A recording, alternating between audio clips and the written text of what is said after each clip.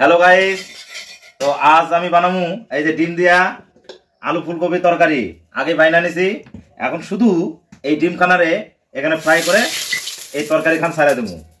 তো দেখেন এভাবে খুব স্বাদ হয়। তো তার জন্য এখানে তেল গরম হয়ে গেছে, এখন আমি পেঁয়াজ আর রসুন শুধু কুচি লাগিয়েছি, এক ছাড়া দেবো।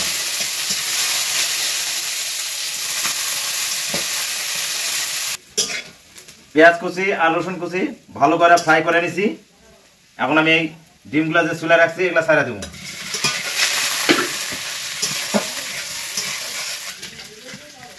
পরিমাণ মতো লবণ আর হলুদ নিয়ে আনিছি, এখন একবারে দিয়ে দেবো।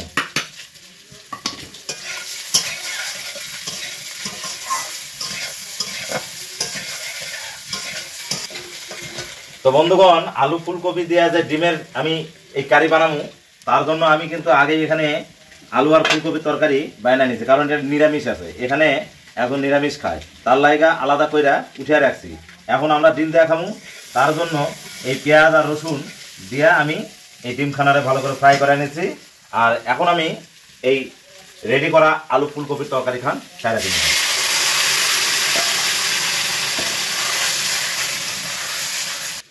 তো মোটামুটি কষানো হয়ে গেছে, কারণ তরকারি তো আগের থেকে রেডি আছে। এখন আমি পরিমাণ মতো পানি দিব, মানে ঝোলের জন্য।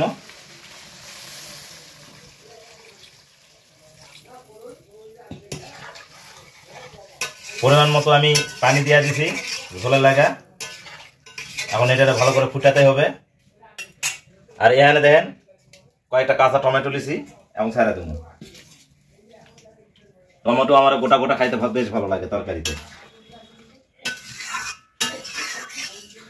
तुम्हें दिल लगी भूल जानी पड़ेगी, मोहब्बत की राहों में आकर तो देखो।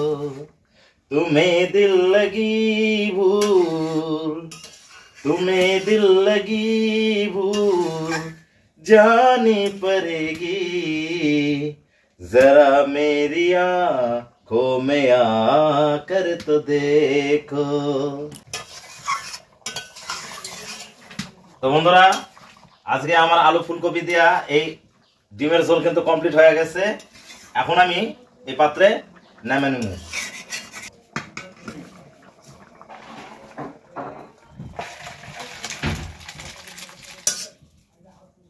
তো আজকের আমার এই যে আলু দিয়ে ফুলকপির ডিম ঝোল রান্না তো হয়ে গেছে কমপ্লিট।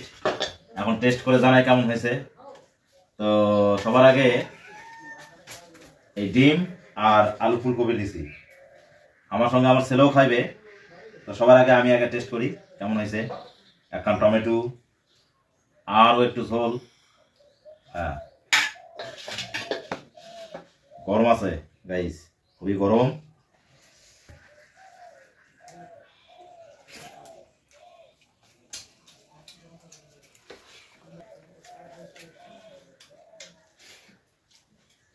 অসাধারণ গাইস, কি আর কমু, এত ভালো হয়েছে।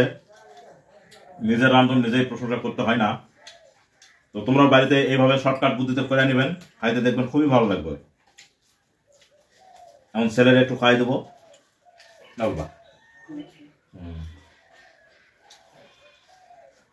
ছেলে ডিম খাইতে খুব ভালোবাসে, তার সঙ্গে আমিও খাই।